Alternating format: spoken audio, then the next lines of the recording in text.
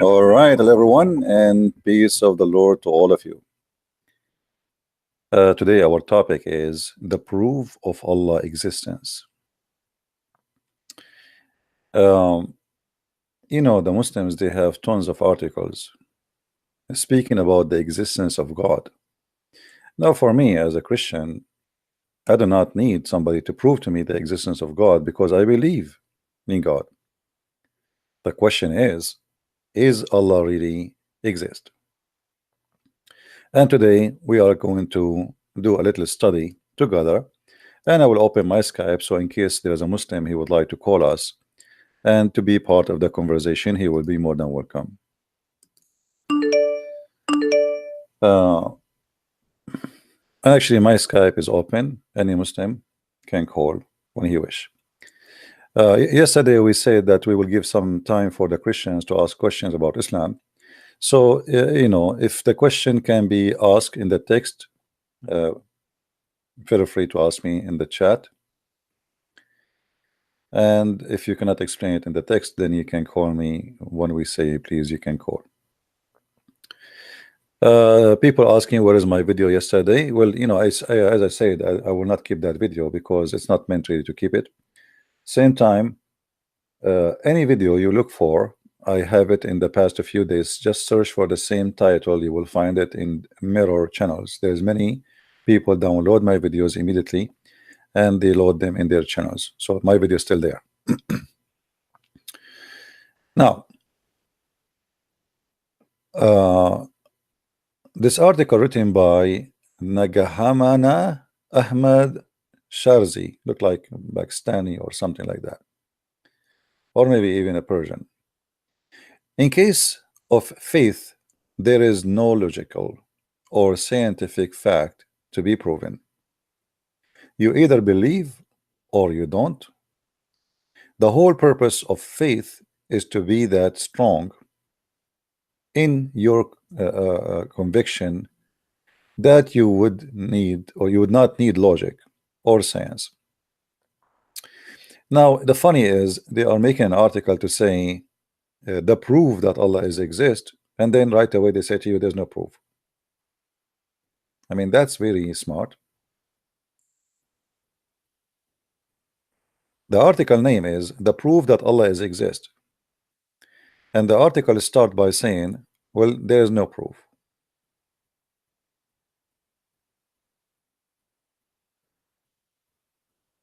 Astonishing.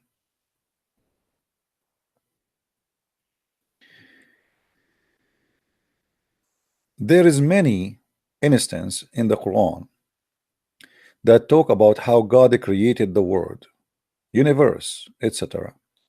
Well, the same verses in the Quran is enough to prove to us that Allah does not exist. And look what they say. And there are enough there is to make understanding that the man born in the 14th centuries would not have access these facts. So the Muslim they claim that the Quran contain scientific knowledge which there's no way somebody who is exist in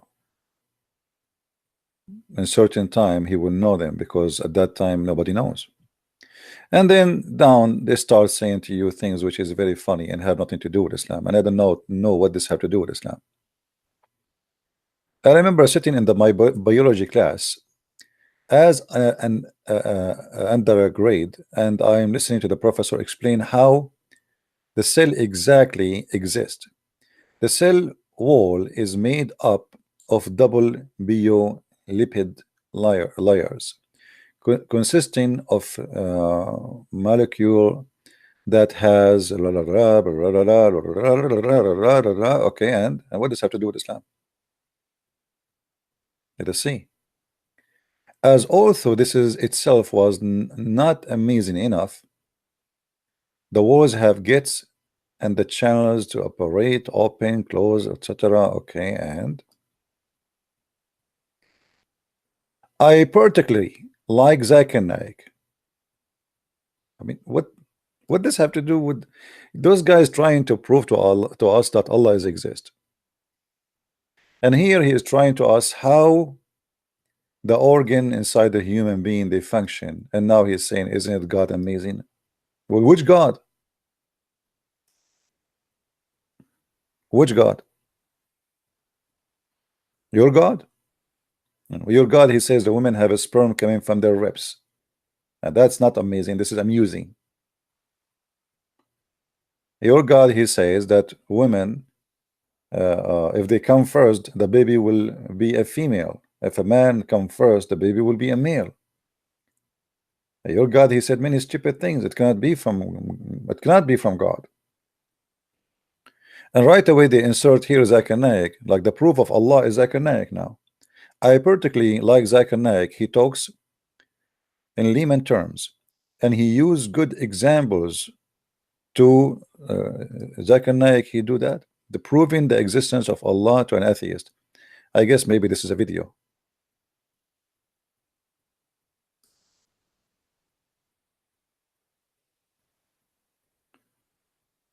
Logical to accept of God. You see, I was looking for somebody when I tried to prove to me that Allah is exist, not God is exist. We know that God is exist, but look like the Muslims, they cannot prove to us that their God is exist. So they try to play the game that God is exist, but this is not the question. Is Allah exist?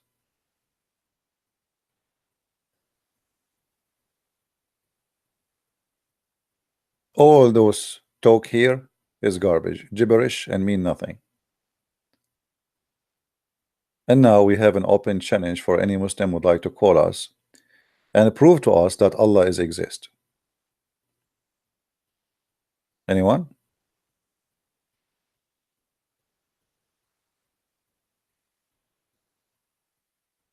No, Yeshua is not a Jew. He is the God of the Jew. How you think that the Messiah is a Jew? Let me explain to you from the words of the Messiah. He is not a Palestinian. He is not a Jew. He is not from this earth. Isn't it Jesus says, I am from above? I mean, how you people, you claim to be Christian, but you do not know what the Bible says. If Jesus says, I am from above, my kingdom is not here, I am from above, so how you say he is a Jew? And how he can be a Jew? He is the king of the Jew. He is the God of the Jew. You guys are being funny. You are insulting Jesus. Have you ever heard of a God? He is a Jew. Our God is a Jew. He is the God of the Jew. People, they are silly. I mean, why people do not want to use their brain? Do we have a problem to use our brain? Isn't it Jesus said to the Jews, what do you say of the Christ? They said he is a son of David. He said to them, well, if he is a son of David, then how David call him God? Are we following? Are we following, people?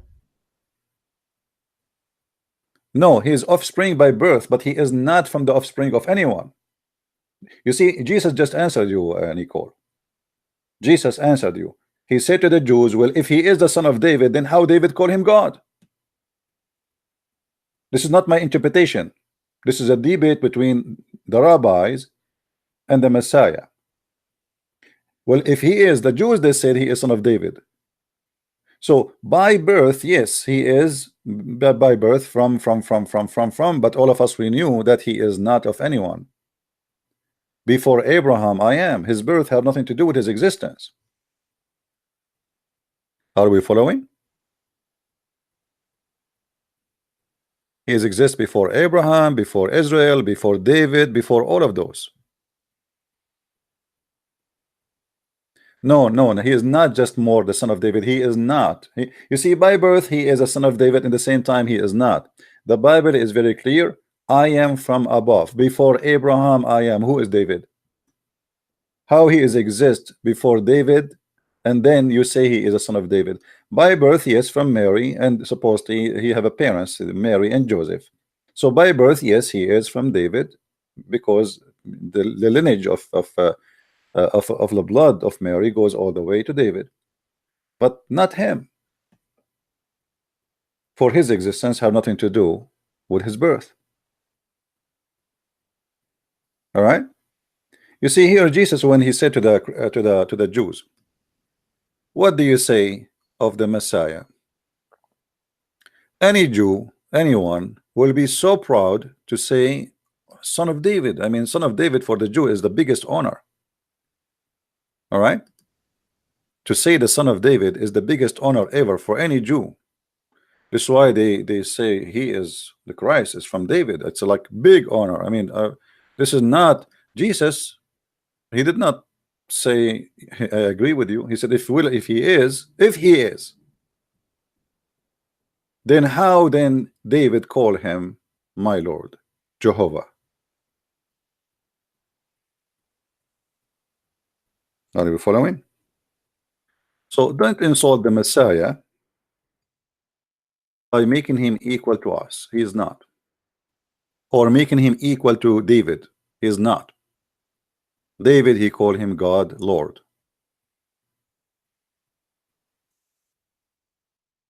I hope I answer you. If you are not convinced, this is your choice. Right? But for sure, that is not really accurate to say literally he is a son of David. He is by birth, yes, but he is not from. You see, is Jesus a son of any sexual relationship? If he is, then he will be absolutely, he will be considered from. So when the Bible says that he is born of Mary, the daughter of etc., daughter of etc., this is by lineage. This is what the Jews to be consistent about who is he, where he is born, where he is, you know, like what his family. This is what the Jews do. But literally, he is the son of no man. Right? Now we go back to our topic.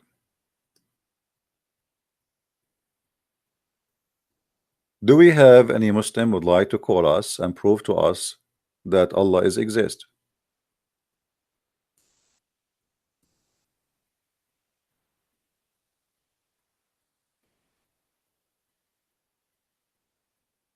Anyone?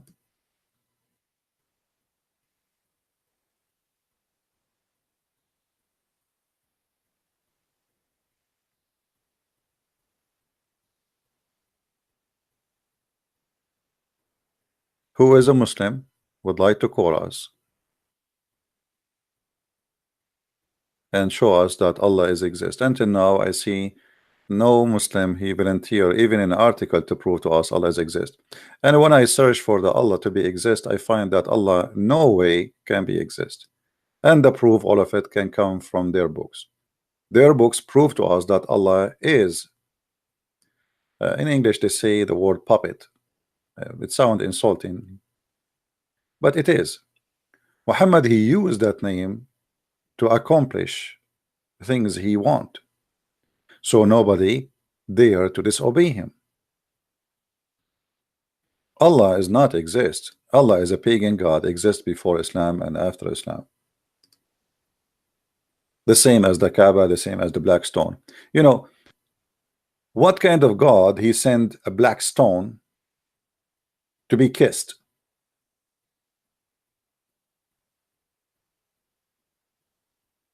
We have a God, Muslims, they call him Allah, which they don't even know where this name is coming from. They don't even know what the name mean, for this is a foreign word. They stole it from somebody else, as usual.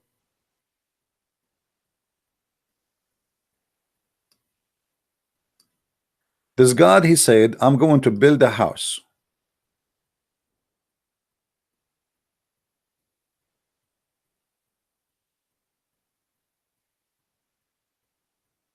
And we will make a roof for it. Actually, the Muslims, they made a roof later. The Kaaba was for without roof for a long time. But when the other tribes they started throwing garbage inside the Kaaba to prove to there's many Kaaba, you know. Kaaba, there was 26 to 27 Kaaba in the Arabian Peninsula. And every tribe, they have a Kaaba for them. And it's a competition. It's like my mall, your mall. It's a marketplace. So what they do at night, they come and they throw garbage over the wall of the Kaaba, which have no roof, And then when the believers come second day, they find garbage, and then they say, oh, well, if this Kaaba have God who protect it, how he allowed the garbage to get in? And then they decide to make a roof for it.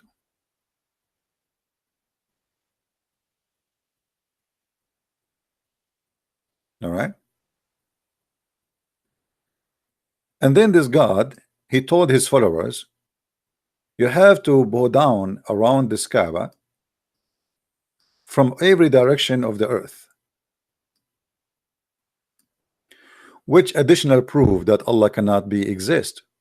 Because how somebody live in uh, in Australia, he can face the Kaaba direction, or Indonesia, or America, or even Europe. That can be possible if you are like not far really from Mecca, you know. That's possible. But the farther you go, the earth is not flat. And the Quran is very consistent of teaching that the Kaaba, oh sorry, the earth is a flat. And that is additional proof that Allah cannot be God. The God who do not know how the earth is shaped. You see, the Muslim, they lie. They say in the Bible it says that the earth is flat. That's a big fat lie. Why? They say the Bible says the four corners of the earth. This is a term of speech we used until now. When we say south and north, this does not even exist. This is a map we decide. We call this north, we call this south. It's not exist, not real. The same as four corners of the earth. This is a figure of speech about directions. The Bible says that the earth is like a globe.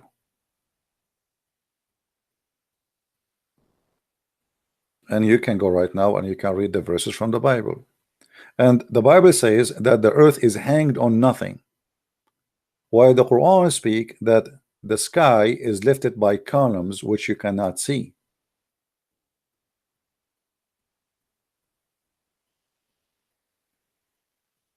All right.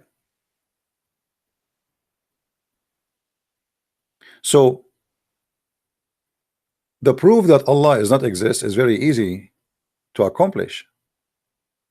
This is a man, his name is Muhammad, fabricating stories, claiming that this is coming from his God. His name is Allah, which is the God of the Arab before him, which is the God of the Middle East, and before him, he is the moon God. And we explain many times that Allah is not even the accurate name of this God. The accurate name is the same as the following: Al, and then Lah. Al is an ancient word mean God. Lah is the name of the God. So God, Lah. As simple as that.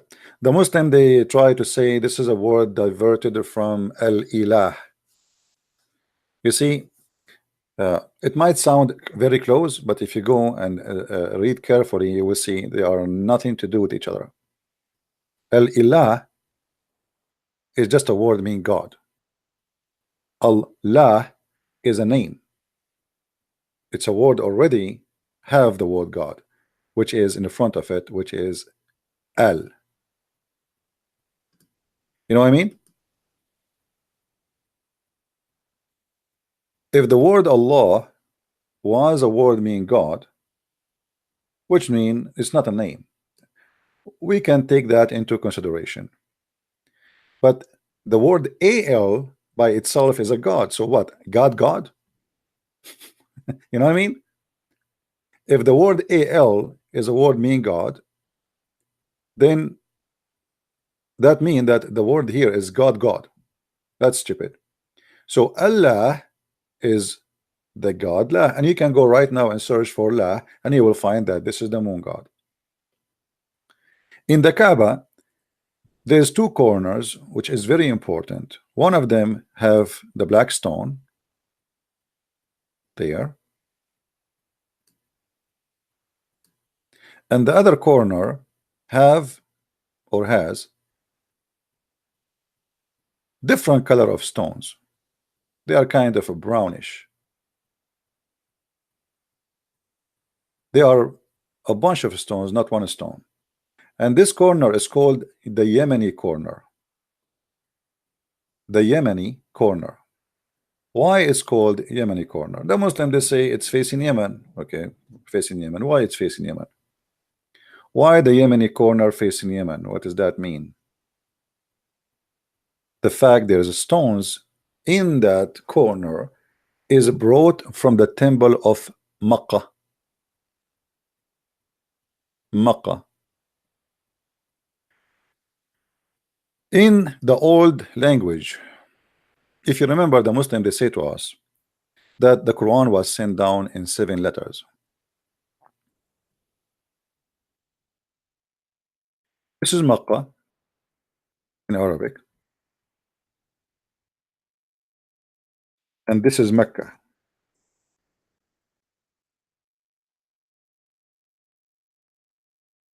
What the difference between them? This letter in the middle. But for those who understand languages, they will learn that for the people of Yemen, they don't say the letter Qa. Sorry, for the people of Quraysh, they pronounce the letter Qa as Ka in such places, like in this case here, Mecca. So all what they do, they switch the letter. So Makkah became Mecca. It's exactly the same word. And actually, this is exist until now in the Middle East, where you will find, like as an example, in Egypt, the letter J, they don't say J, they say Gorg, Gorg. You say George, you say Gorg, or Geet, which means Jeet or Jit. The letter J became G. So Mecca was a name, actually, copy from Al-Makkah. Al-Makkah, you can search for it right now in Google. You will find that Al-Makkah is a temple of the moon god. Let me try to search for it so we can show it to you in the screen.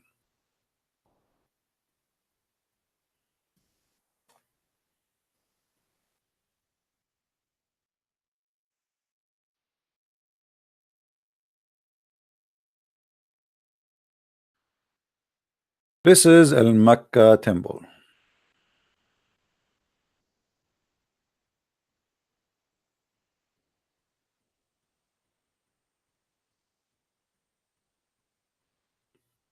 Do you see it? Al-Makkah temple. And there is tons of articles about it. And Al-Makkah temple is built, some they say by the Ethiopian, etc. But I believe that this temple is built according to the Sabian. It's built by them. The Sabian, they claim that they are the one who built Al-Makkah temple, and that is possible because Sabian, as I believe, spread all over the Middle East. If we go to read about this Al-Makkah temple, this is a book. Let us see if we can find an article.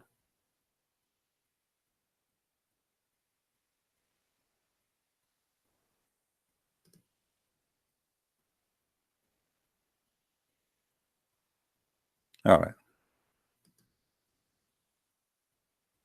Now, for me, I don't believe in everything written here and there, but I mean, there is always a root for this. And Al-Makkah is a temple, which is the temple of the moon god.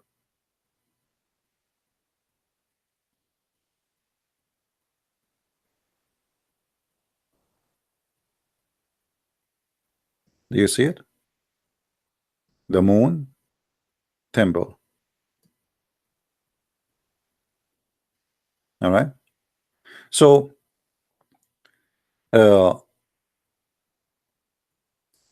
Mecca was what they call it, a counterfeit of Al-Makkah. They brought, and let me search again for the Yemeni corner because we forgot to show you the Yemeni corner. Yemeni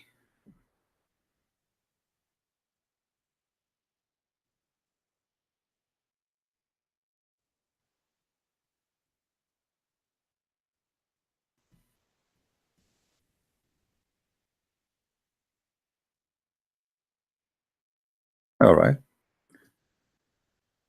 We found some images. That will be enough. This is the Yemeni corner of the Kaaba. You notice with me here that there is those rocks, they don't match. Do we notice that? They are like as somebody tried to push them here and there, like they don't even look the same as color as the rest of the Kaaba. The Kaaba, most of it is black, like volcanic stones.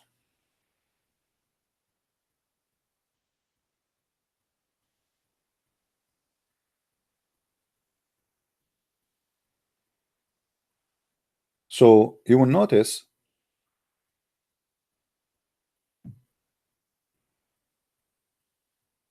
that those stones, according to Muhammad, they are holy stones, and the one who touched them, they erase his sin. Now we understand that the Muslim, they try to say to us that Islam is not a pagan cult, and they fight badly for that. I mean, they want to try to prove to you that there's no way we are pagan and there's no way we are a cult. But if we ask the Muslims, why, if we touch those stones and the black stone, the two corners, that will erase our sin?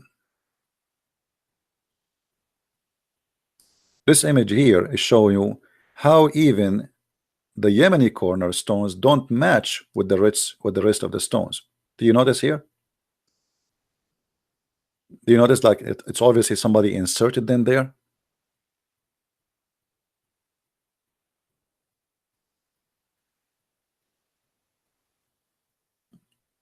Is it clear, guys, for you?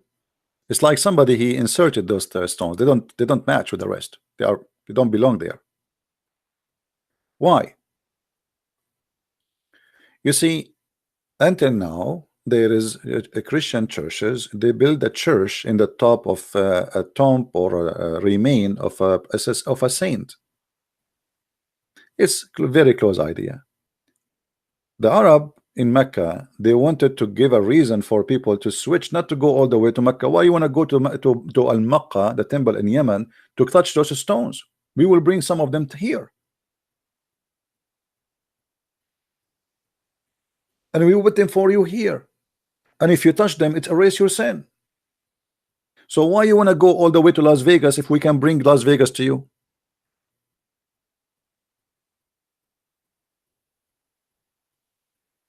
Do you understand? Now, how we can prove that this is the scenario? Look what Muhammad he said. Let me find you the hadith.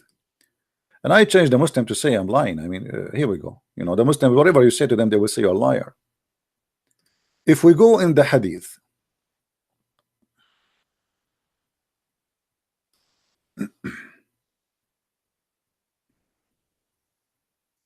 you will see Muhammad saying,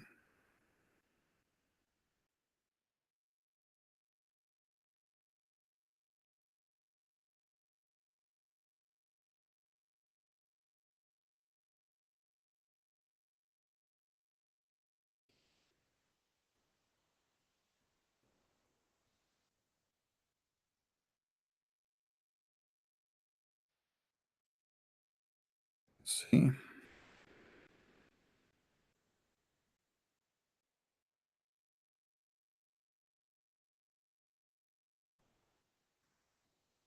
hmm.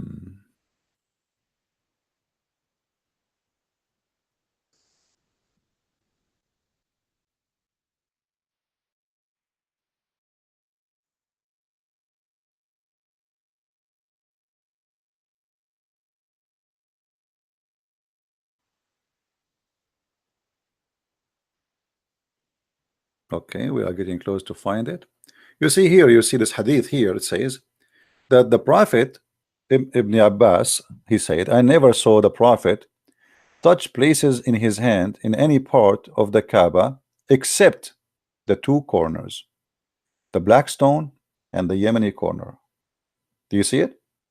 Which is obviously a proof of a belief that there is something holy about those two corners. Look how many hadith. You see it? All of those speaking of the same.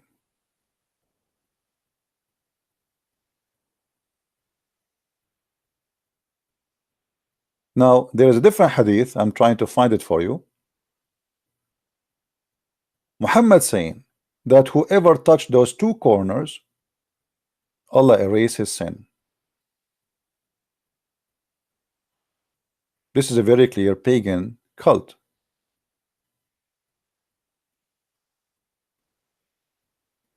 All those, so the Muslim, they cannot say to us this is weak. I mean, this is, look how many story reported. He touched them and he go around them.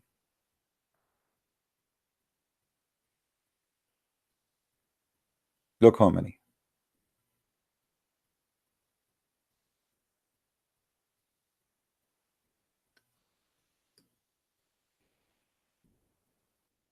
Now let's find the hadith about erasing the sin.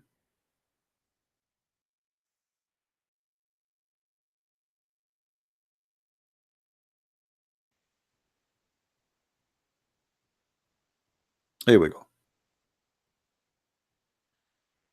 Abu Abdul Rahman. Oh, a guy, he said, a companion said to the man, he said, "Oh, Abu Abdul Rahman, why do I only see you touching these two corners?" He said, "I heard the Messenger of Allah saying, touching them erases sin."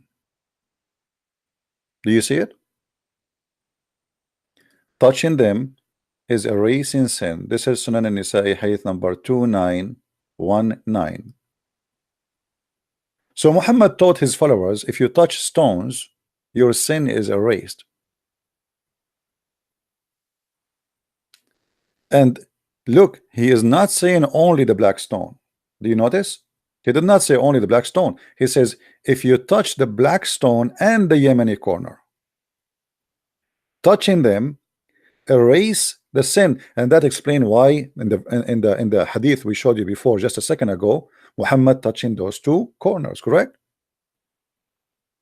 Do you remember just 2 minutes ago we showed you that Muhammad never go around the Kaaba without touching those two corners. Now he explained why.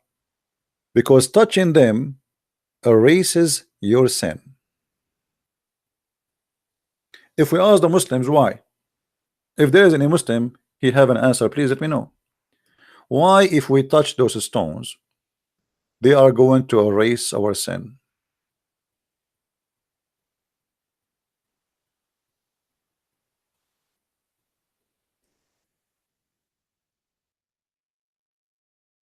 Any Muslim?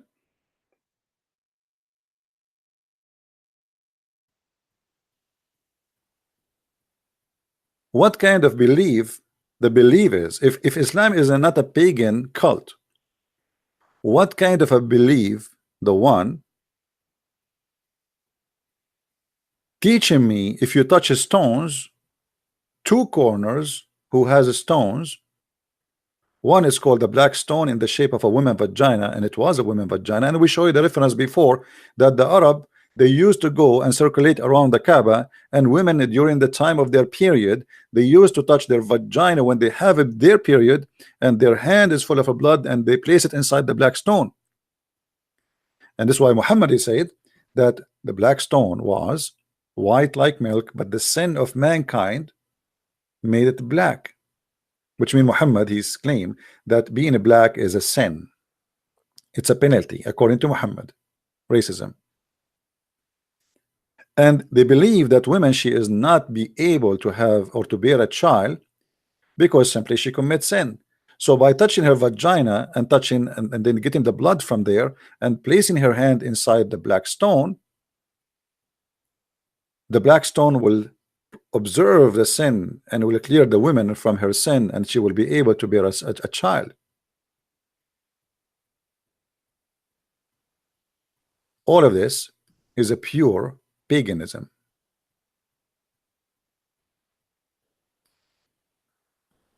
Nothing less, nothing more. And we challenge any Muslim to say it's not true.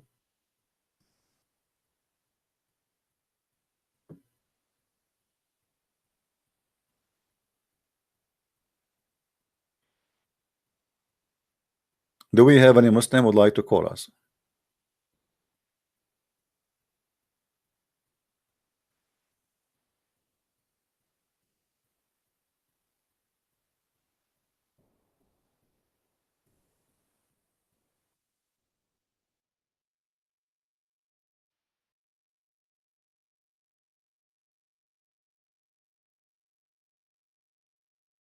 Any Abdul?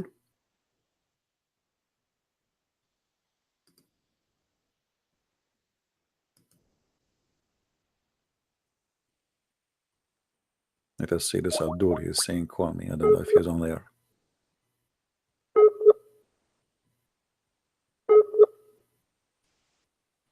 Look like he is not. If you are a Muslim and you have an answer, please feel free. This is a very clear proof that Islam is nothing but a stupid cult, believing in paganism and stones, holy stones, holy stones. You do not need to be genius to find out and to figure out that somebody believe in holy stones. He must be a pagan person, a stone worshipper. You see, Muhammad did not say the one who prayed to Allah, the one. He says whoever touched them, it erased his sin. I mean, how in the world can this can be anything except paganism?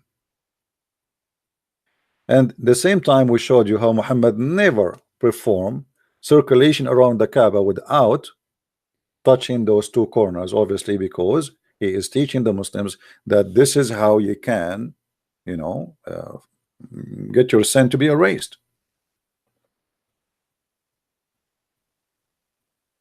And that will increase the number of people who they are coming to circulate around the Kaaba, because every one of us want his sin to be erased. So what we do, we go around the Kaaba and we touch the black stone and the Yemeni corner. Now, do we have any Muslim? He have something to say?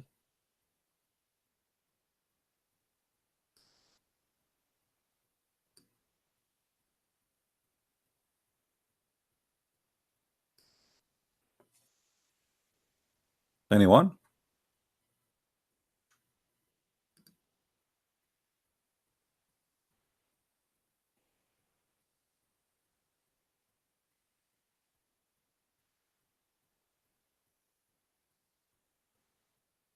No Muslims?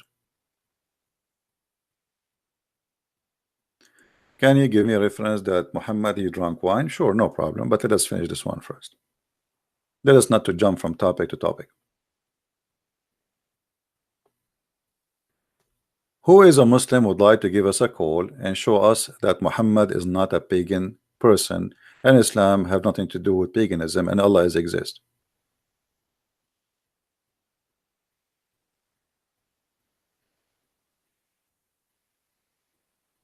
Anyone?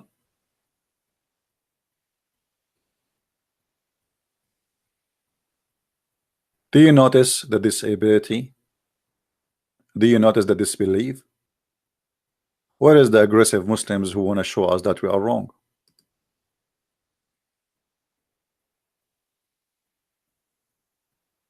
Very interesting. Paganism. And the funny, the Muslims, they call everyone else a pagan. In fact, they are the pagan. They are the one who believe in stones. Actually, even Muhammad, he said in different hadith that in the judgment day, the stone is going to have eyes and ears and tongue and going to speak. Allah will talk to the black stone, and the black stone is going to bear witness for every Muslim who touch it or kiss it. If this is not paganism, what is paganism?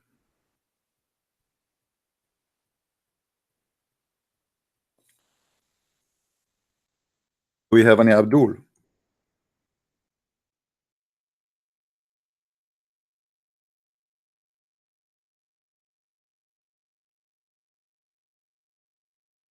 When the hadith says that the black stone is the hand of Allah on the earth, is that a paganism or not? How a black stone is the right hand of Allah on earth, and whoever shake hand with it or kiss it as if he shake the hand or kiss the hand of Allah?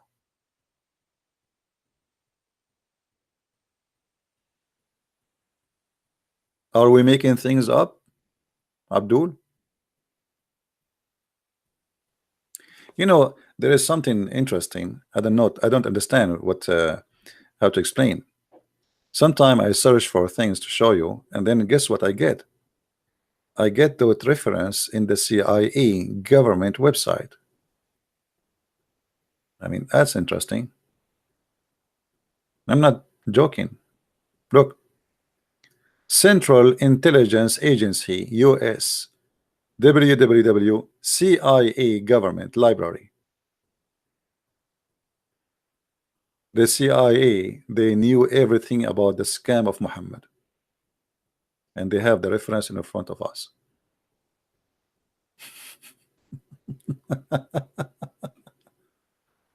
Oh, okay. I'm searching for reference, and not only that, they are quoting scholars, and I mean they have really a good reference. Nice work, CIA.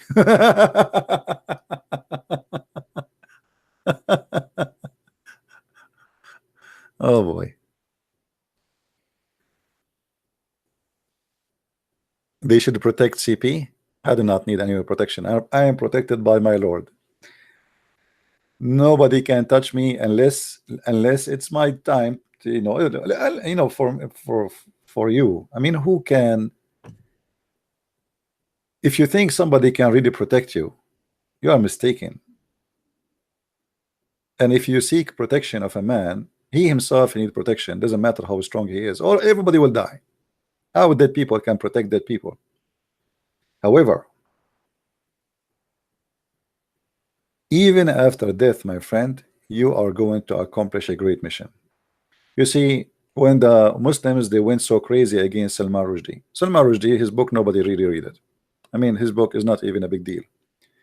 But overnight, the stupid Abdul, they made Salman Rushdie the most famous man in the top of the earth. Suddenly, people woke up in the morning and they find 20 million Iranian Shia screaming death to Salman Rushdie. Everybody starts saying, who is this guy Salman Rushdie? Fatwa to kill him, reward to kill him, This guy, he became the most famous figure in this earth overnight. By a small tiny book, says nothing inside it really, nothing serious. So I hope, actually, I wish that the leader of ISIS, he will take my book and he will say, this guy should be killed. That will be my day. But the idiot is not doing it. What a shame,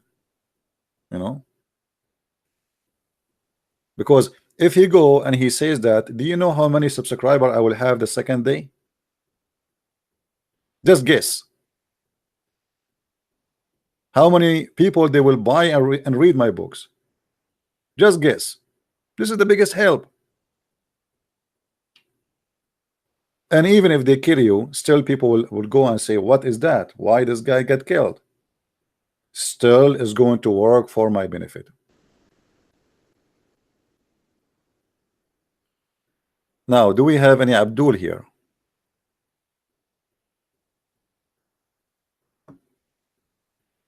Anyone?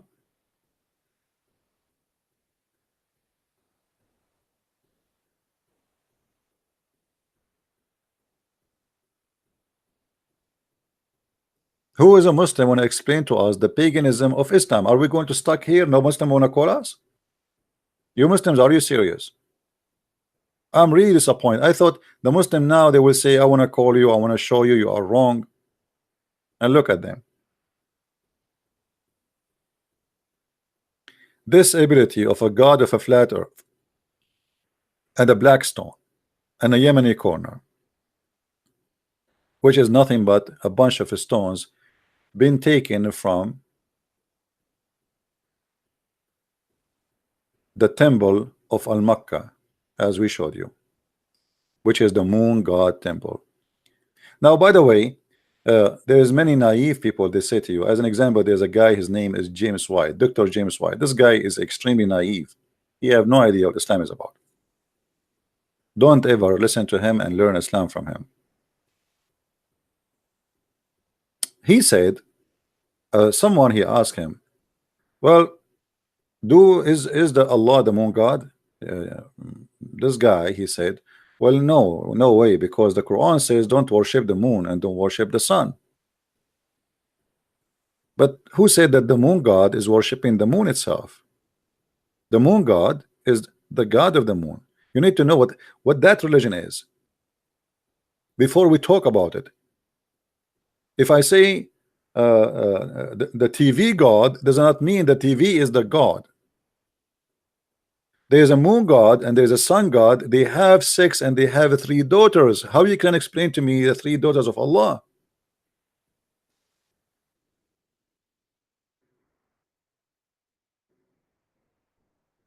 Let us read together.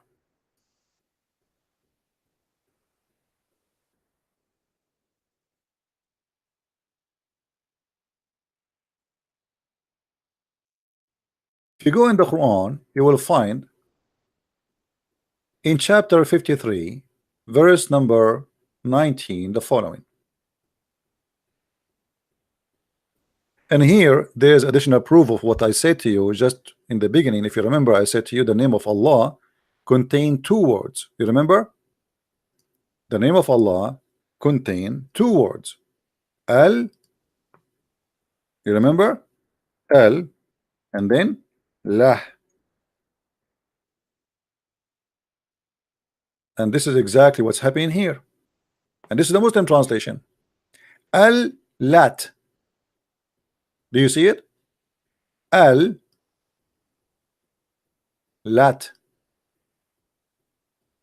Al-Uzza.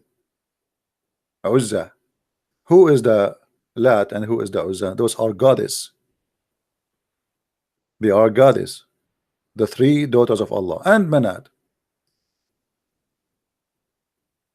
Manat present death. This is why it does not have al before it. So Allah have 3 daughters, Al-Lat, Al-Uzza, and Manat. And they are females. And Allah complaining why you are giving him females and you take for yourself males, which obviously clear evident that the one is talking here is somebody, he's an Arab, he have the mentality of an Arab man who he like to have male sons, not females. And he is saying to them, to the Arab, what? You give to Allah the females and for you the males? Which is a very silly, stupid statement. There is no way God he will speak in such a way. I mean, your objection is about for you they give you the female. This is the objection. I mean, this is funny. And not only that, this is a proof. You see, the Muslim, they say to you that Islam gave women her right. Before Islam, women don't have right. But as you see, the Arab, they even worship females before Islam. How the Arab before Islam discriminate females, but yet they are their goddess?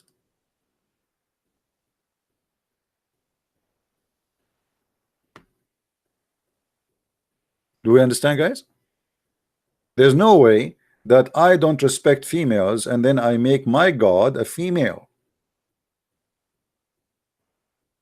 Now, for those who say that Allah is not a moon god, you tell us the story. What is behind that Allah have 3 daughters? What he lay eggs? Why the Arab they come to the conclusion that Allah, or they believe that Allah have 3 daughters? Do you understand me, guys? Obviously, there's a story behind it. You can go and search. You will find that the moon god Allah, he did marry from the sun god, and then they have 3 daughters.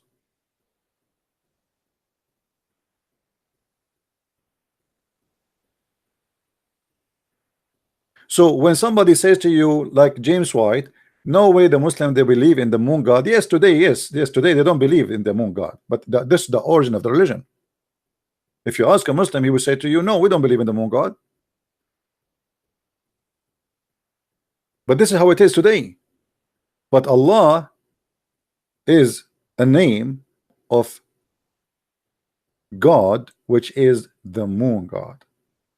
And the Muslims, as usual, they are the last one to know. And actually, Muslims today are disconnected with Islam. They have no idea what Islam is about. The first books written about Islam is more than 300 years after Muhammad. And until now, the Muslims, the Quran we are reading right now, they don't have a copy of it.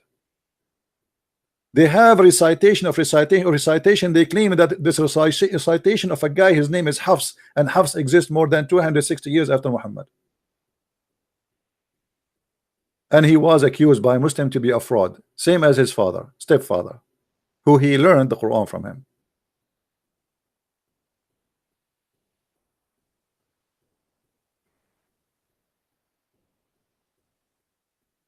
Do we have any Muslim here? You have anything to say?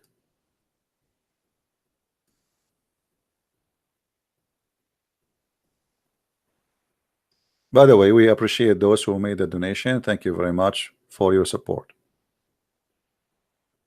And now I can take a flight and visit the black stone and touch them, and that will erase my sin by the help of those who they are helping us. Let me go and search for a ticket, because I have a lot of sin I want to erase and I don't know what to do. But finally now we can fly to the Kaaba, buy a ticket, and we are going. I will turn on my phone and I will show you myself erasing my sin life.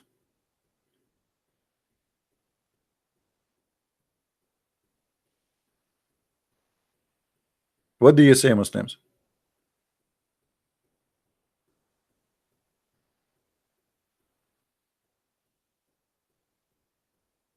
Brother Sittar, today we have a very approved that Christian prince finally is going to convert to Islam. He bought a ticket to go to Mecca, and because he is full of sin, he decided to go to Mecca so he can touch the black stone, and he's going to touch the Yemeni corner. And brother, after the Christian prince, after all what he did, after he touched the stone, immediately his sin is going to be erased. Amazing, brother. This is the miracle of Allah. Hey brother, hold on, I'm calling Christian prince, brother. Teredin, teredin, teredin, teredin. Hey Christian prince? Yes. This is Dr. Zakir Naik with you. Zakir Naik, you are calling me? You yourself calling me? What an honor, my brother, to call me. Brother, I'm calling you now because you are sin-free. After you touch the black stone, I have no problem to shake hand with you. Brother, I have a problem. What exactly, brother? I did not touch the black stone with my hands. You touched it with what? I'm really shy to say to you. I did it the same exactly as the Arab used to do. What do you mean? They use their penis. Do you know, guys, that the Arab, they used to use their penis? The Arab used to use their penis.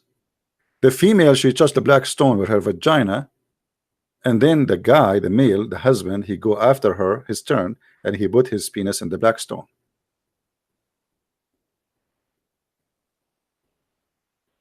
I mean, how silly, how stupid this cult is.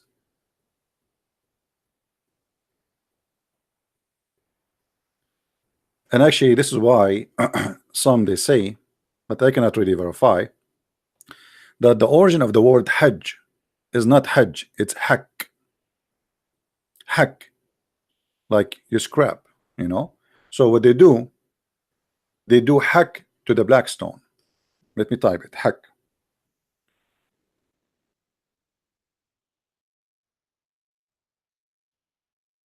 In English is going to be like this. I would try to resemble it.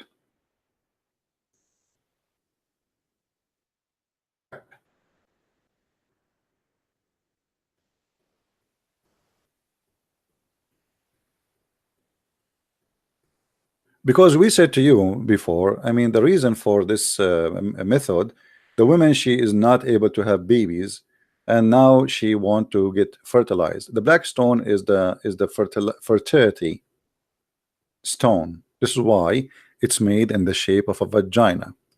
Like, did you ask yourself why the black stone in that shape? What is the secret behind that? I mean, there is millions of shapes we can have for this black stone. Why the black stone have that shape?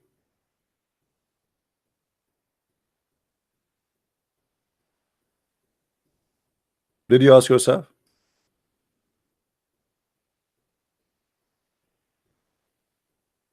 There's a reason. Everything have a reason. They did not just come to this shape from nothing, right? What is the reason for that stone to look like this? You tell me.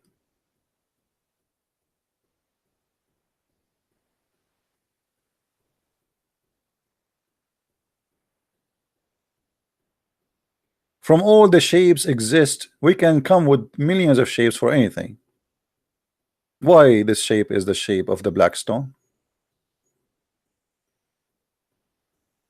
Do we have any Muslim wanna give us some enlightening? Are we making things up?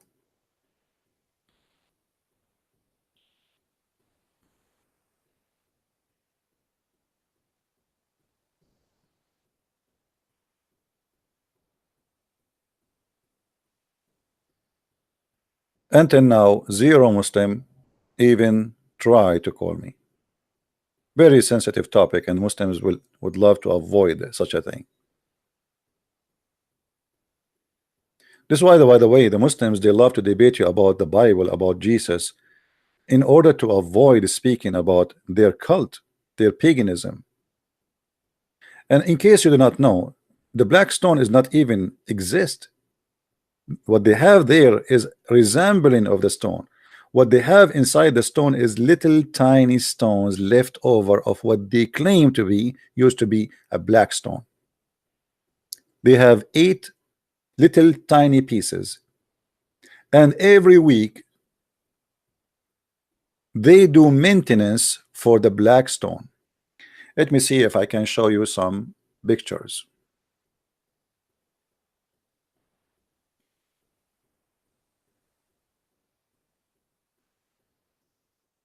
And by the way, this is additional proof that Islam is false, and I will tell you why.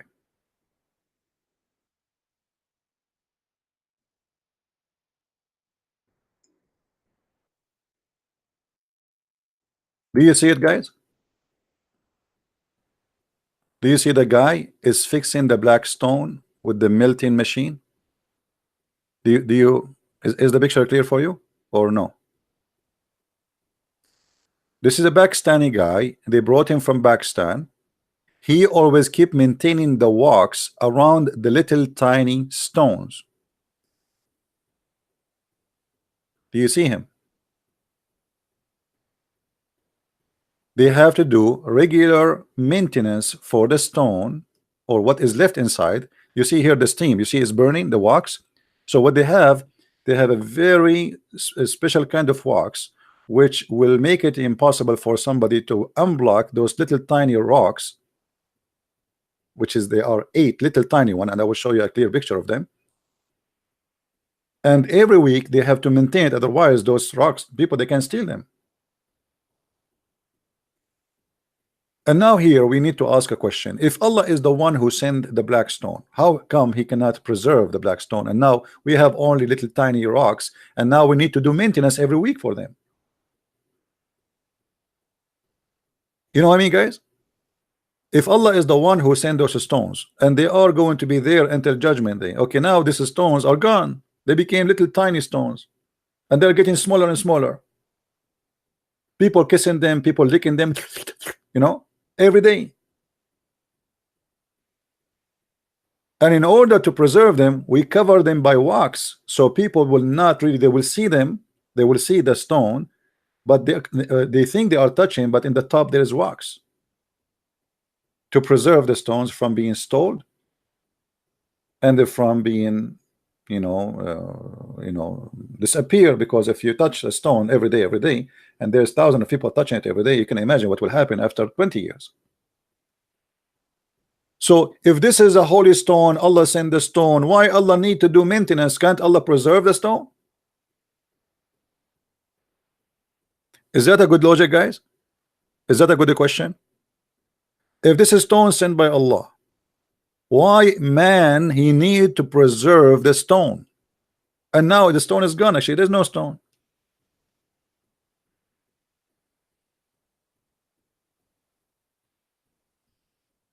We need to fix the stone. We need to do maintenance to the stone. How in the world that can be true? The stone of Allah need maintenance. I thought the car of Allah will work forever. It turned to be not true. Even Allah car need maintenance.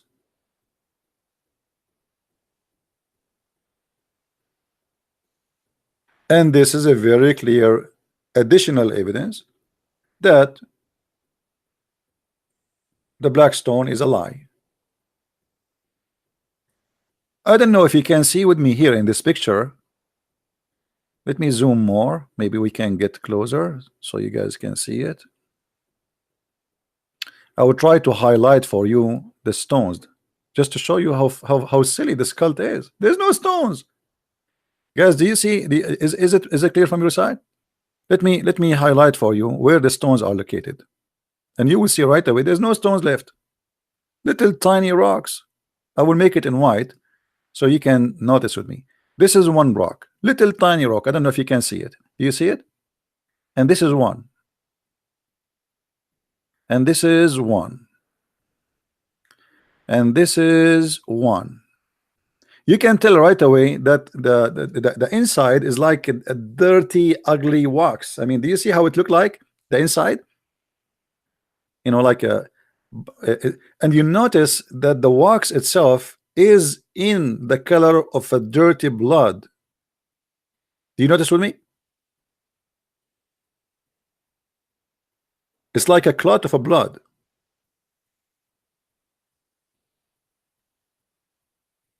And here you notice the rest of the rocks. One here, until now we have like 1, 2, 3, 6. I think there's 2 more. Let us see where. Maybe this one here. It's not really clear. And where? That will make them 7. I think they are 8.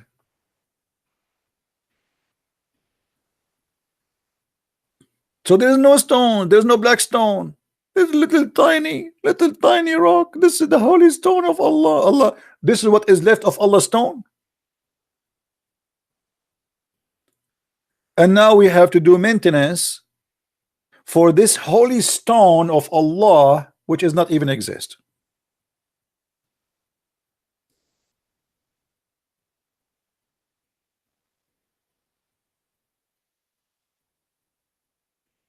I am sure many of you now convert, are going to convert to Islam immediately. I mean, look at this. What are you talking about, man? This must be the true belief. And then you see a poor African or white man converting to Islam because they told him Islam is the only way, brother. Allah is the only God, brother. Islam is not a pagan religion, brother. When nothing in Islam is true. It is the most stupid cult ever you can imagine. And here I am here to challenge anyone who he can even try to prove to me that Islam is exist as a religion, or Allah is exist as God. And Islam is not a pagan cult carried from the Arab before Islam, and the Arab they carried it from the Aramaic before the Arab.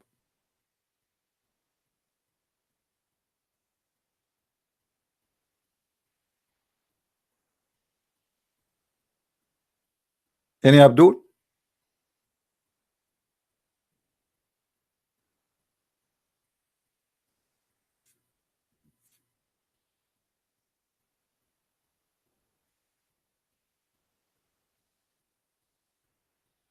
You can call me if you are a Christian, if you are a Muslim, you want to speak about this topic or any topic you want. If you are a Muslim and you can prove to us Islam to be exist, no problem. Call us. Please feel free.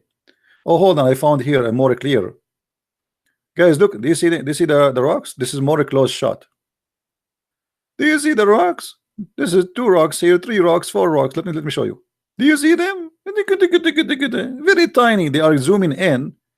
Look, and you know they don't even. I mean, they are not even black, and they don't even match in the color. Look at this. This one doesn't look like this one. This one look like this one. And there's one here.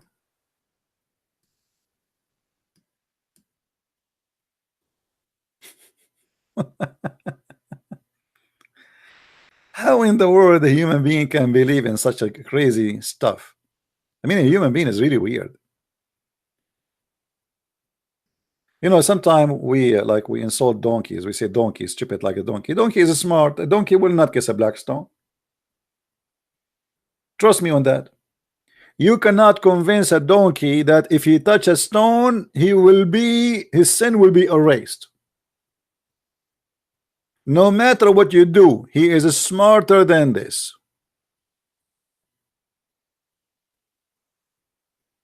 Here they are preparing the tools so they can fix and maintain the black stone.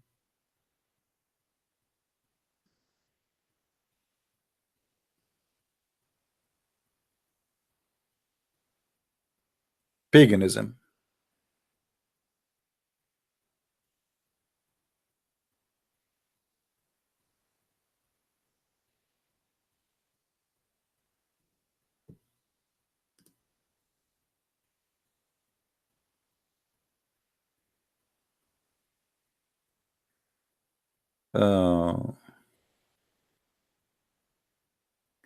Somebody saying to me,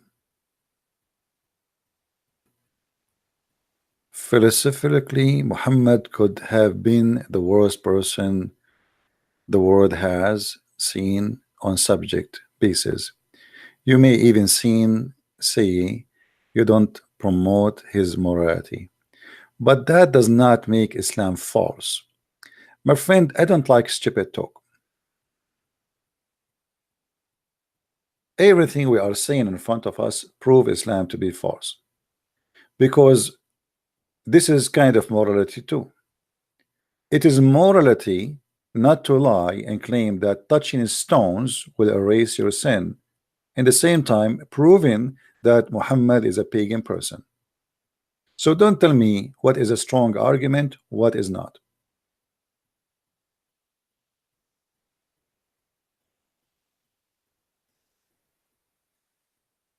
If this will not prove to us that Muhammad is a false man, because here there's many things involved. Moral, because where is the moral if I touch a stone and that erase my sin? What I did exactly? I mean, this is silly. So we can get someone, he raped 1,000 child, and then he go around the Kaaba and he touches stones, and then that erases sin. That is against morality. Number two, against justice. Number three, it's a pagan. So don't tell me what is right to say what's wrong. One of the funny things about some Christians, they try always to school you about how to do or to say, but they themselves, they will not do anything.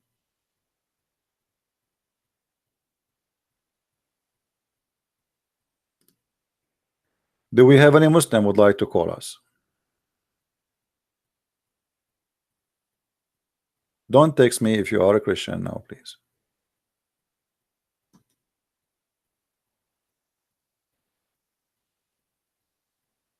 Anyone? Now we can show tons of reference about the earth is flat and scientific errors in the Quran and all the madness and all the stupidity. You name it.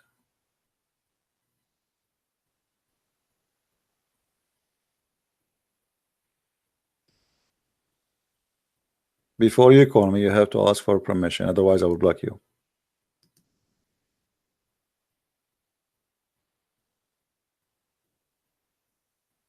Do we have any Abdul?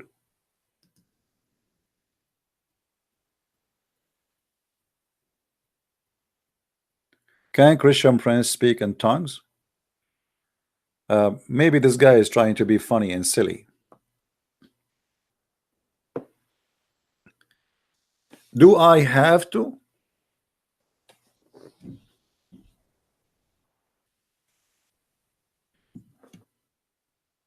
Speaking in tongues,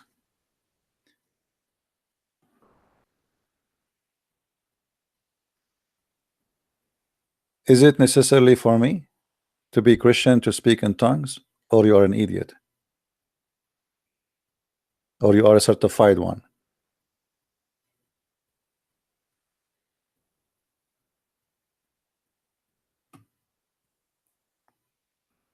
Well, Mr. Pill, I think you are the scam.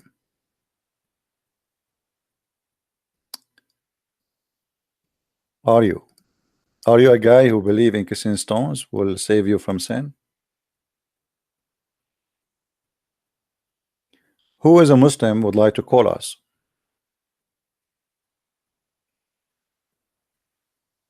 I'm waiting for any Abdul who have the courage and the knowledge to call us and tell us how touching stones will erase our sin.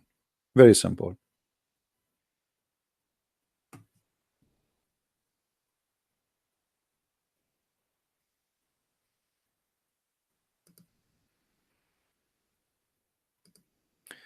And I don't like to see people speaking about people in their back and they are using very stupid words. Mr. Pill, you are not welcome here. Even you are attacking this guy Abbas.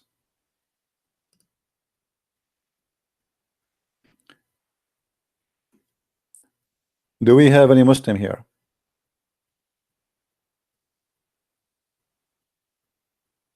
Who is a Muslim would like to call us?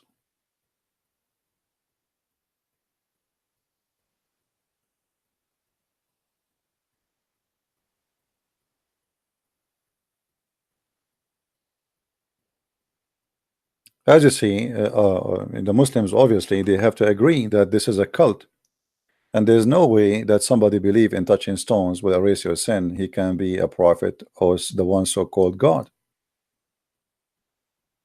That's not true belief. Cannot be true belief. Stupid. It's silly. It's dummy. It doesn't make sense. And there's no.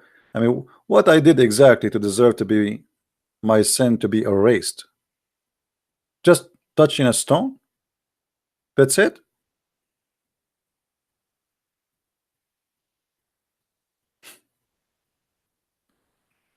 How Muhammad is a prophet of God and he teach such a thing?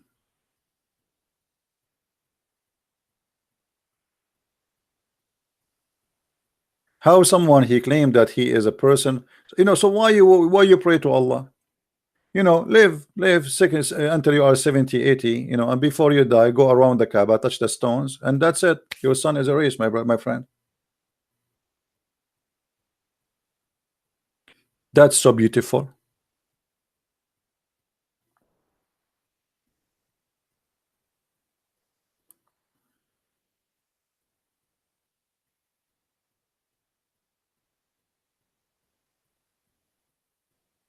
And now, this is not the only reason to believe that Islam is false. There's millions of reasons. I mean, from the first verse in the Quran to the last verse in the Quran, it's nothing but a joke. And the Muslim, they say to us, this is an amazing book. Look at this. If you go to the first verse in the Quran, how in the world Allah he says, praise be to Allah. You see, you might say to me, well, this is a prayer. My friend, in order to make it a prayer, you have to say, pray like this. But Allah himself, without introduction, saying, in the name of Allah, the beneficent, Ar-Rahman Ar-Rahim. Okay, what does that mean? Imagine Christian Prince, he opened his program and he says, in the name of Christian Prince. So who are you? Who is the one who's talking? If Allah is talking, how he say in the name of Allah?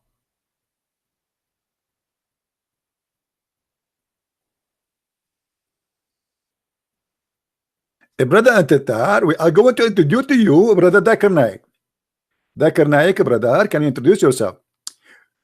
In the name of Dakar Naik, and I am from Bangladesh, and actually I'm from India, and actually let me say in the name of Dakar Naik again and again, and because that we're going to make Christian Prince upset. But you are Zakir Naik. Why you say in the name of Zakir Naik?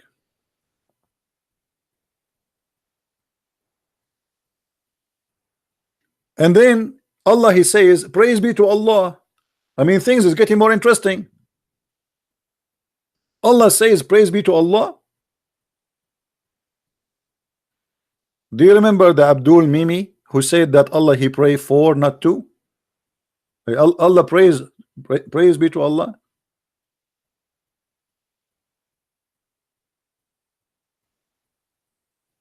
And by the way, it's not really praise, you know, it can be that the word here is alhamdu, which means thanks to Allah. Allah is thanks in Allah. Hey Allah, thank you. Who's talking? I'm Allah. I would say thank you to Allah. Allah is saying thanks to Allah. That makes sense. I mean, who can make a lot of sense? And then Allah, he says, thee we worship. Thee we worship. So look what happened here. Muhammad, because he's a false man, he fabricated this prayer, trying to copy the prayer of the Christians.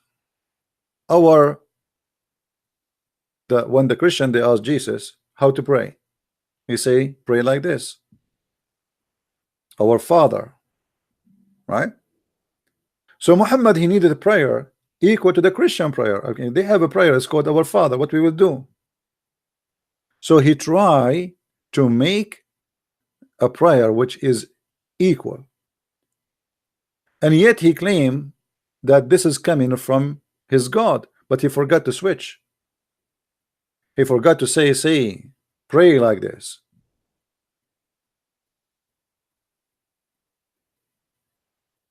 Same time, if I am a person praying to Allah, how I say in the name of Allah? Guys, just think with me a little bit deep. How I am as a man, I can say in the name of Allah. In order to say in the name of Allah, I have to be somebody at least hired by Allah, represent Allah, correct? Like if a soldier, he says, he come to you and he says in the name of the king, he is saying what? In the name of the authority which is given to me by the king, I can do this, right? So how you as a Muslim, you say in the name of Allah? What does that mean? It's silly. What is the name of Allah? What does that mean? People, are you following with me, or my idea isn't clear? When I say in the name of Allah, what does that mean? This is stupid. What does that mean? Somebody tell me, what does that mean? In the name of Allah, what does that mean? Somebody took too much hashish. In the name of Allah, what? Are you going to arrest somebody? Are you going to do something? No. So what do you mean in the name of Allah? If this is a prayer, how you say in the name of Allah? What does that mean? This is silly. I pray to Allah by saying to him in the name of Allah. I never heard of a madness hashish like this before.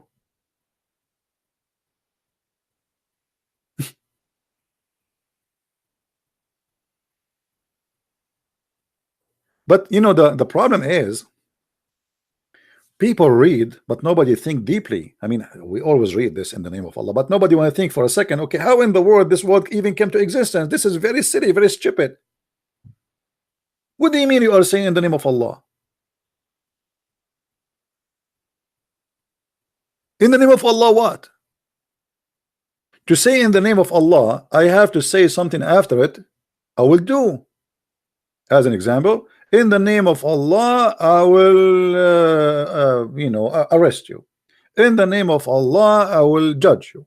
In the name of Allah, but in the name of Allah, Ar-Rahman Ar-Rahim, and then you say, praise be to Allah. That's silly. That's stupid. So you notice here that the first 3 verses in this chapter, they are useless and they mean nothing.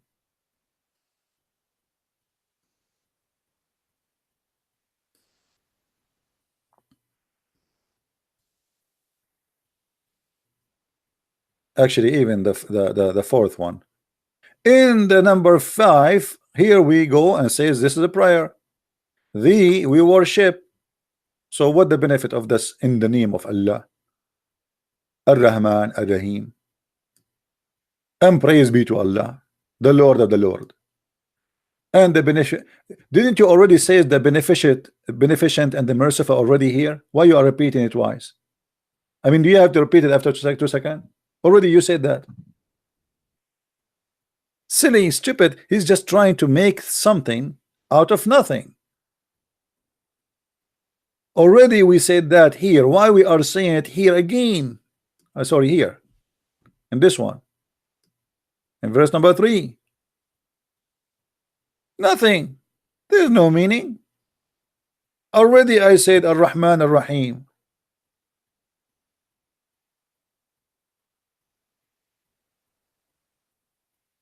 So as you see, every single statement in this Quran is a joke, especially if you start reading carefully and analyzing. And then look, show us the straight path. This is not really a clear translation. What as-sirat? As-sirat is a bridge where the Muslims will pass through hell, go into heaven. When they are walking in this bridge, let us use some art to explain to you this bridge.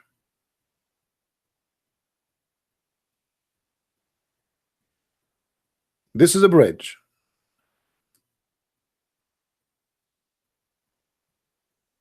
And here we have heaven. We will type the word H. Heaven. People, they start walking in this bridge. And people, they will walk in the top of it, but not all of them, they will be able to walk without their feet coming down from the bridge.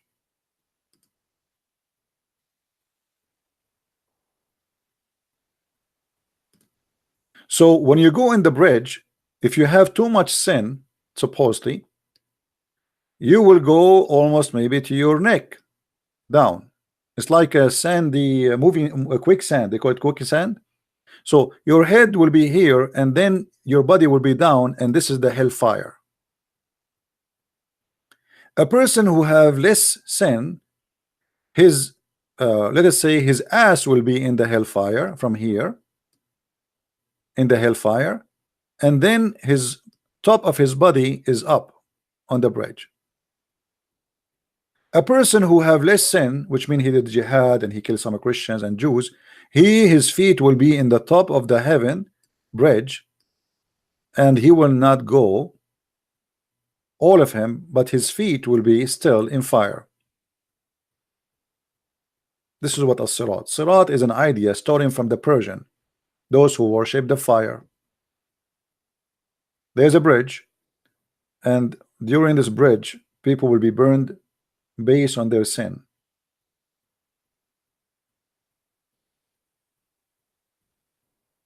The Quran says, وَمَا مِنْكُمُ إِلَّا وَارِدُهَا. Not a single of you, but he will enter hell, which is a contradiction for the bridge idea.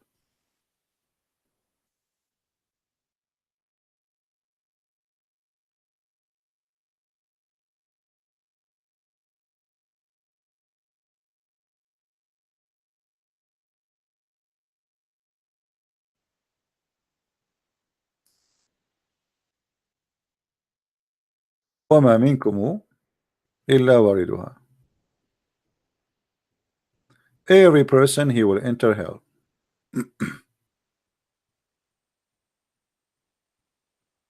Which means not even a single person, he will not go there. Why?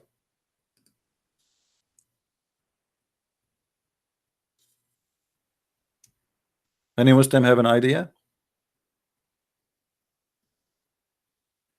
And by the way, this is not even a choice to accept or not. You will go to hell, guaranteed. And this is in Quran, it says, and this is a hukman maqdiya, which means this is a destiny.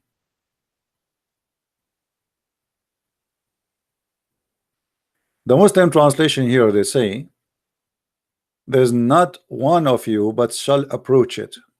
That's a lie. The real translation is, not one of you but he shall enter it. That is a fixed ordinance of the Lord. fixed destiny, fixed fate. Every Muslim will enter hell. And we can show you that actually even from their own funny interpretation for the Quran, as usual.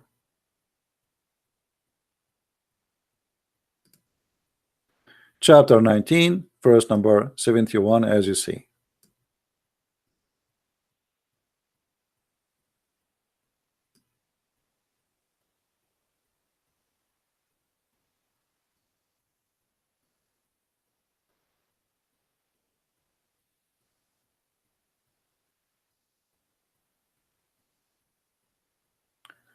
Always,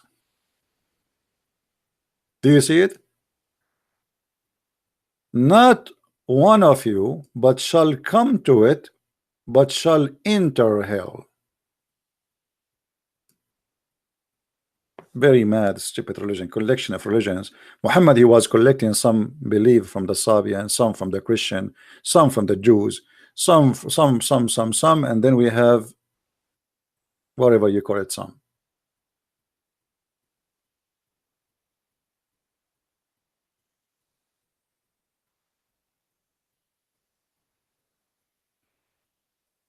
Do we have any Muslim would not say something to us?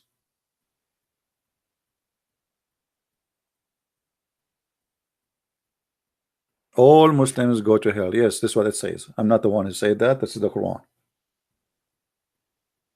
And as you see here, this is already decreed by the Lord to you. And this is again additional nail in the coffin of Islam, because according to Islam, all is decreed. So going to hell is decreed. It's not a choice. It's not about you commit sin or not. You have to go to hell. So to make it simple, what the Muslim believe, that you go to hell first, and then Allah will save some from hell and take them to the gates of heaven. So everybody, or let's say you enter the gates, there is gates, and those gates lead you.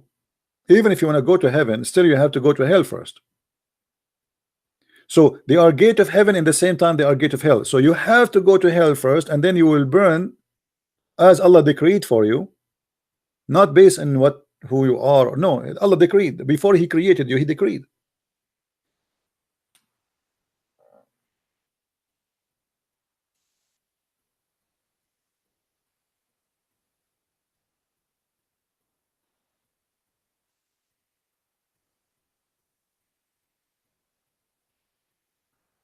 Do we have any Muslim?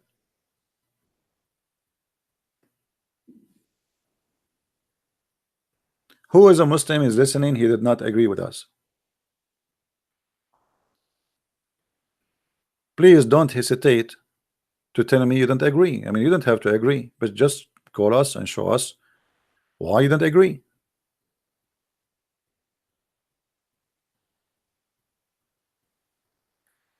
If we go and take any chapter in the Quran, any chapter,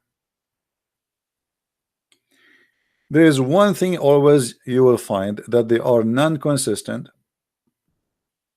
and they don't match, they don't make sense, and the story is mixed up.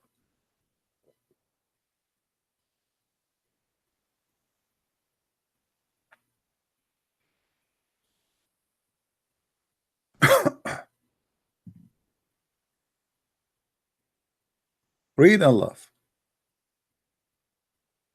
Remember in the book Idris,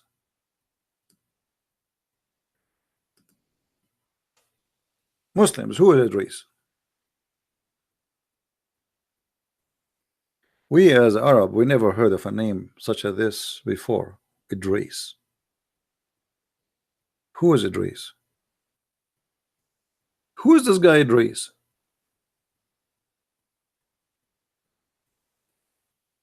Any Muslim have an idea? And we raised him to high station. What does that mean? Is that Elijah? Idris? Who is this Idris? Didn't know. A book of madness, stupidity, mystery.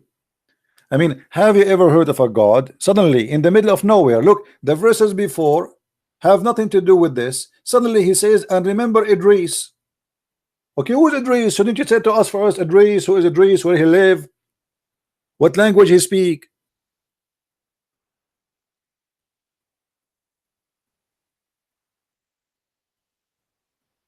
I mean, what's wrong with this religion? How somebody is reading this book now is going to understood who is Idris? How we can understand based in the Quran who is this guy, who is Idris, and what do you mean we raised him to a high station? Shouldn't you tell us the story from the beginning? Who is Idris? What happened to him? How Allah raised him? Raised him where? What high station? Is that the 50th floor building, or this is heaven, or what? What happened? No, we do not know. I will give you another simple, stupid example in the Quran. If we go right now in the Quran and we type the word Israel,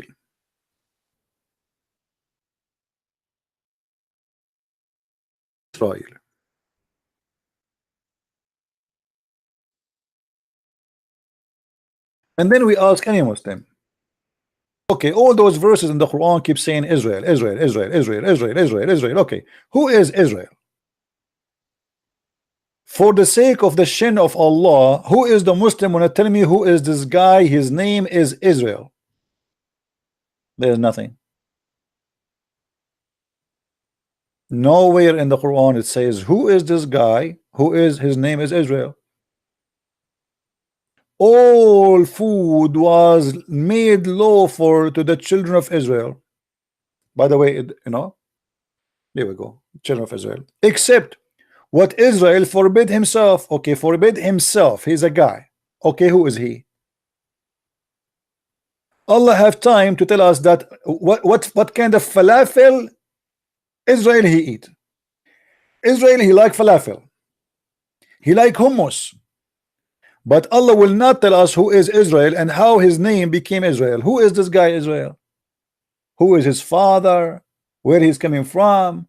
Which country? Which language he speak? Nothing.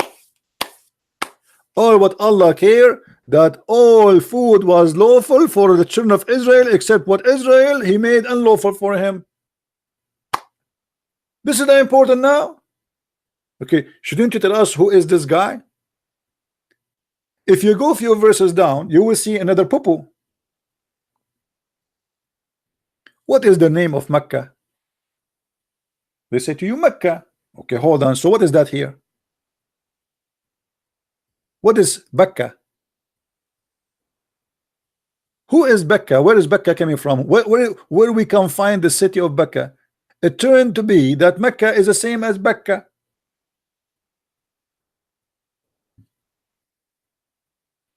According to Muslims.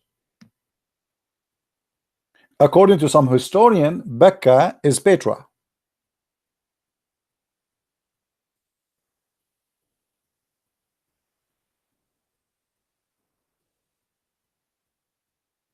You know Petra?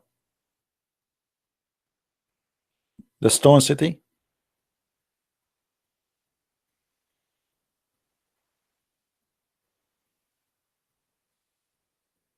Madness. Book of you don't know what he's talking about. You don't know what this guy is talking about.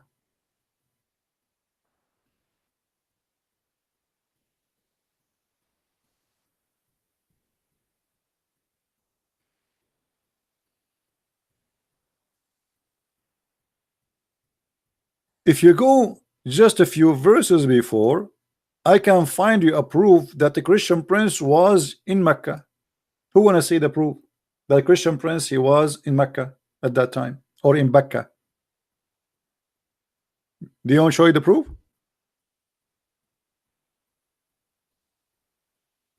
Go a few verses.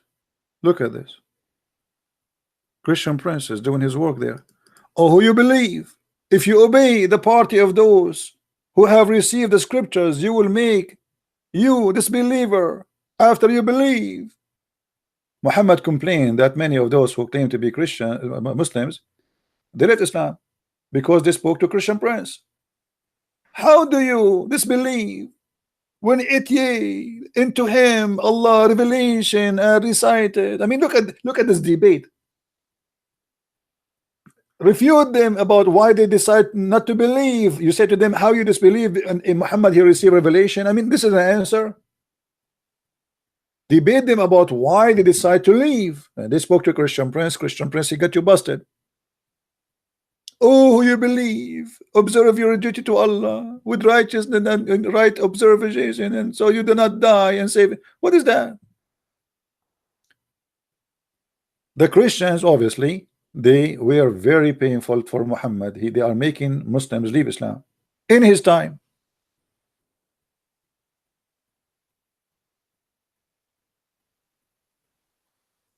And then Muhammad, he decided to do more poo-poo, showing his racism. The day where Allah, he make faces white and faces black. Why Allah want to make people white and black? The believers are going to be rewarded, and all of them, they will be so white, whiter than a moon.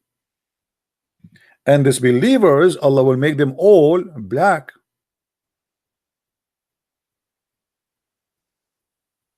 Do you see it? Finally, I will have a black face, so I can find a girlfriend. I mean, each time you talk to a girl, you say to her, do you have a boyfriend? She say, are you black? I say no. She say, take care. So finally, Allah will punish me and he will make me black. This is my wish. I want to be black. What's wrong with being black? Why in Islam, if you are a black, you are bad? What do you mean Allah is going to make our faces white and black? And by the way, if you go and read the interpretation, you will see it says clearly that there's a beast, his name is a Jassasa, will come with the stick of Moses and the ring of Solomon. By the way, I have both. I have the stick of Musa, the ring of Solomon. So if any of you want to change his color, come to me. I charge you. I mean, this God, Allah, is funny. He changed the color by a ring of Solomon and stick of Moses.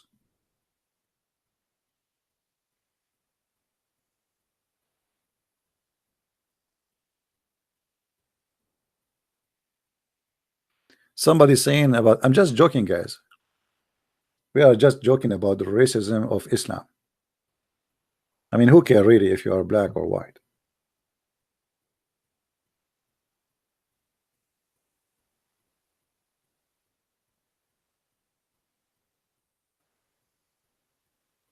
Hello? Any Muslim can tell us what's happening?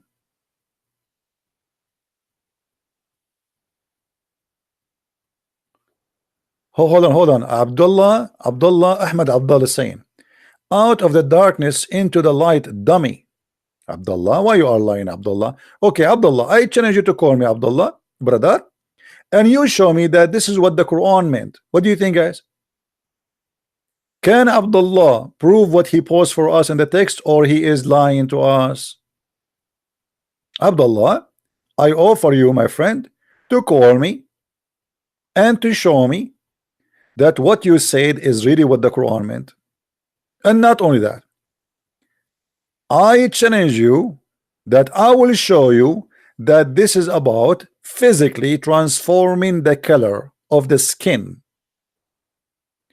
Guys, do you think Abdullah, he have the courage to call me and get me busted? What do you say, Abdullah?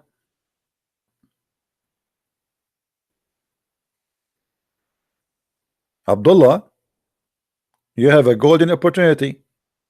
There is almost 900 people watching. Call right now and show everybody that Christian Prince is not telling the truth. Would you?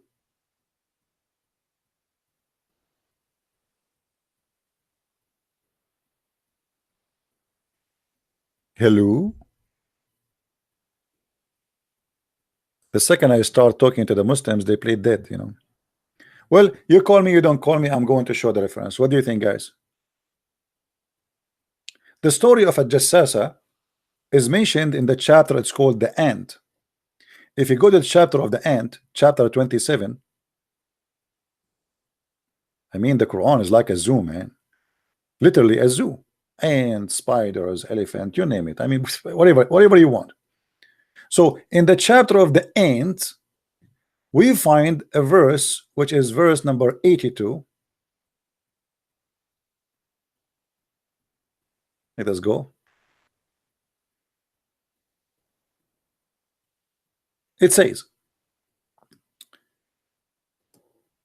and this is the Muslim translation. Remember, this is not my translation. Please forgive me, please. If you don't like the translation, please don't kill me, please. Please don't kill me. Please don't go. Don't go. And when the word is fulfilled concerning them, we shall bring forth a beast.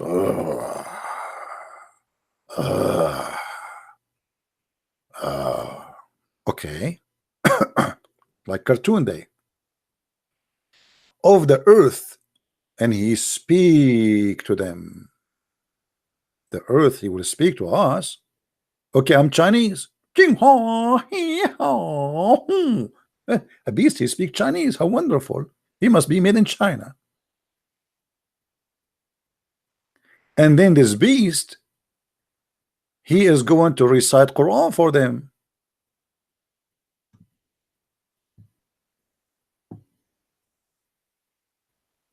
Because those people, they don't believe in Allah. So Allah now, he will send you a beast. He will say, Bismillahirrahmanirrahim. Unbelievable. Now, if we go and try to understand this chapter, let us go and examine the biggest scammer in history, Ibn Kathir. Chapter 27, verse number 82. I mean, this thing, I click on it, it doesn't give me a chance to. Okay, here we go. All right.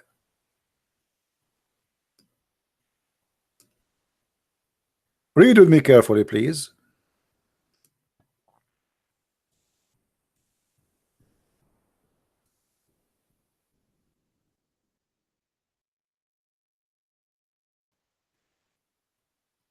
Do you see it, my friend?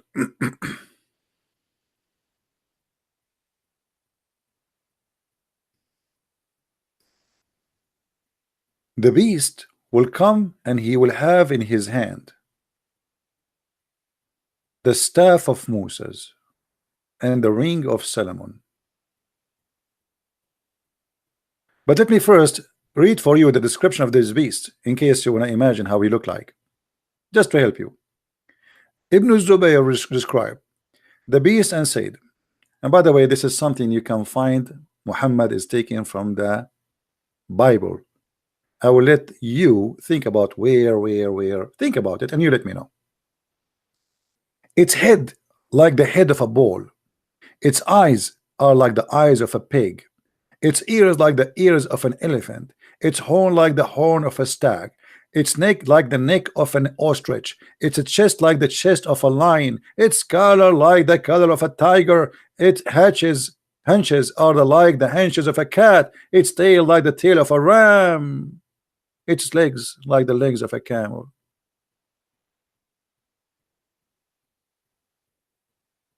Between each pair of his joints is the distance of a 12 cubit. It will bring with it the staff of Moses and the ring of Suleiman. By the way, I have good news for you. This beast will not bring anything because I got those things from eBay. I bought them already. So now this beast is looking for them. He do not know that they are stolen from him, and I bought a stolen property. Report me, please. Please report me. Please don't go. Don't go. Please don't go. So now this beast, he is coming and he have the staff of Moses and the ring of Solomon. Look at this, man. He have all the power, control, the black magic in the earth. The ring of Solomon. Did you watch the movie they called The Lord of the Ring? That is the ring. And then there will be no believer left without making a white spot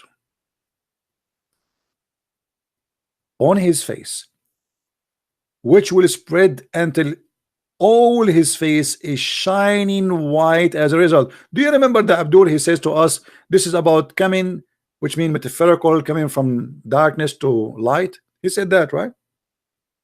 It turned to be that Abdullah is a liar. Are you there, Abdullah? Abdullah, why you did lie? You said this is metaphorical. Why you did lie?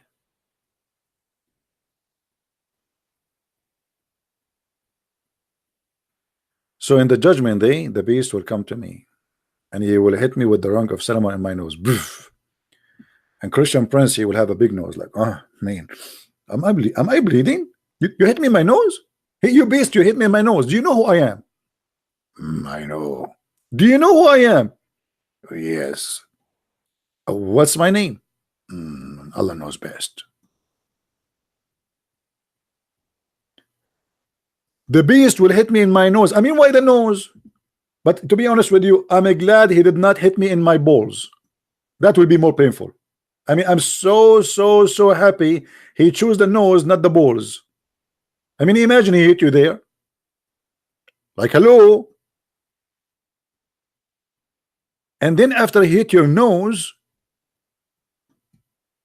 a white spot will be in your nose. It's like a pimple. Very cute. You look like a bear. And then the white spot increase, and you became all your body shining white. Actually, I can work as a flashlight for people if you have a need, like you lose electricity if you live in the Middle East or something. And then he will do the same to the disbeliever, and there will be no disbeliever left without making a black spot on his face, which will spread until his face is black as a result. Ta-da-da, ta-da-da, ta-da-da. And then, guys, we go in the market. Everybody in the market is either white or black. There's no Asian. Look like Muhammad, he never heard of something called Asian. So we go in the market.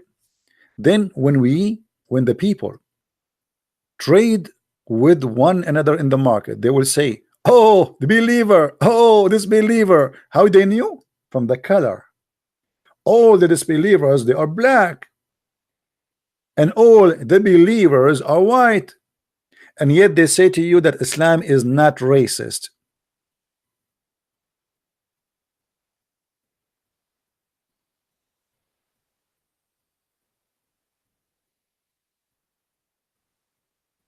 Islam is not racist. If this is not racist, what is racism? Why all people will be black and white? What about Allah? He make us red. I like to be red sometime. Green.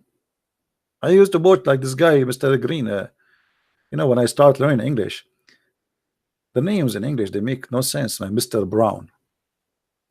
And I look at Mr. Brown, he's white. And then Mr. Black. Mr. Black is white. And then there's a guy, his name is Mr. White, but he's black. I was really confused. I felt like I'm reading Quran, brother.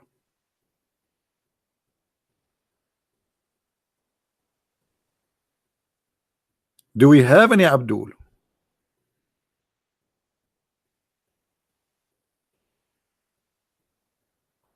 Hello? You cannot wait to call. All this time you are waiting to call. Why you don't call?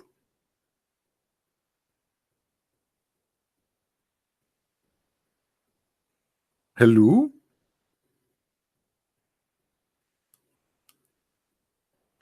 So my friends, as you see, Islam is nothing but a collection of stupidity. How many of you agree that Islam is stupid? Give me one. If you think Islam is smart, give me two. If you think Islam is stupid, give me one.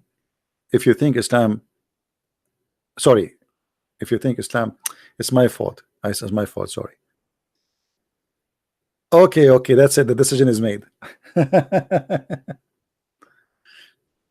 So as you see, I mean, this is stupid.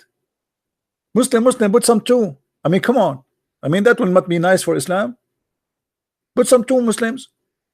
Obviously, Islam is very smart. Okay, you know what? I will put two just to support Islam, brother. I mean, that's embarrassing. Not even one, two. Here we go. I will put two. Islam is very smart, brother. Allah is the first God who discovered the whitening machine and the blacking machine. And look how easy the plastic surgery. He hit you by a ring.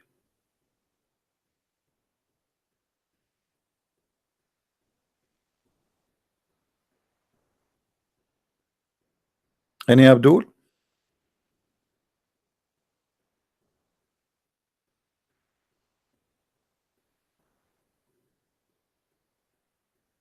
Guys, do you be honest? Do you enjoy the program of the guy you call him a Christian Prince? Are you enjoying his program?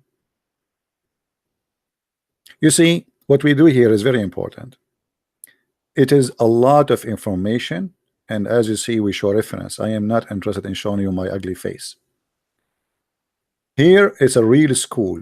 Same time we have fun, we enjoy it, and we learn. And there's no way Abdul will come to you tomorrow and you cannot get him busted. If you watch my videos only for maybe 10 days or 20 days, you became as if you are a scholar.